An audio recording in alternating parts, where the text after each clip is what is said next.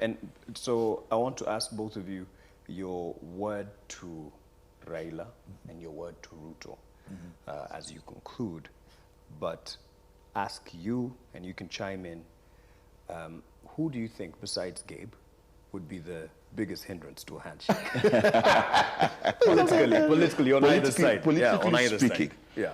the people who are a biggest hindrance are the people who are,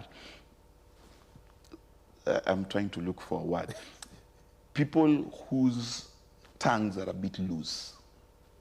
Okay. People whose tongues are a bit crass. There is a political narrative that is so angry. It is so, you know, the refusal of even having a conversation is not based on what is on the table. It is acting as if the people coming to talk are some form of chimpanzees and we are Homo sapiens. You can sense that. I don't want to mention people, they have power. I could be, I'm already in trouble as it is, right? Those are the biggest hindrances.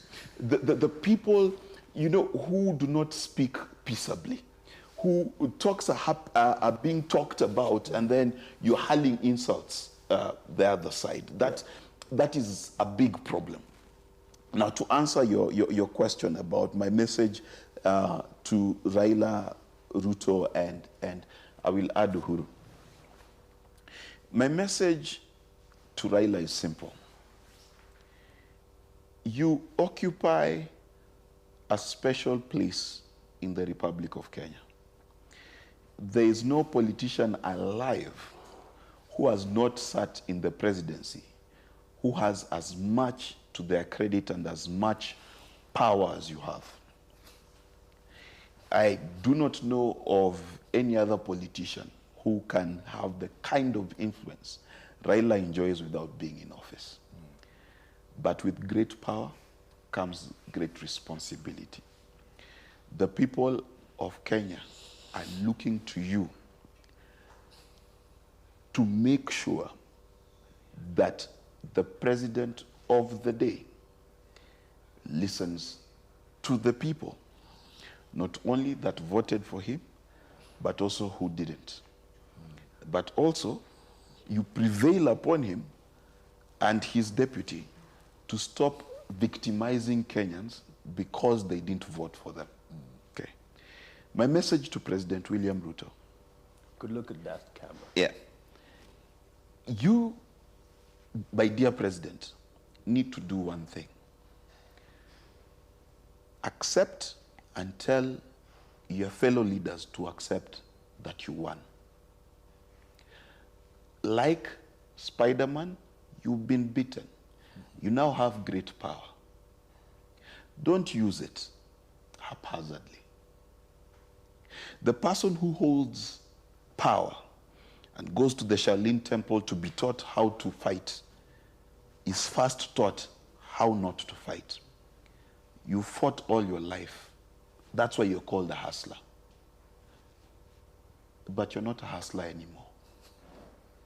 You are the president of the Republic of Kenya, the single most powerful person. So your words, your demeanor, stop the fight.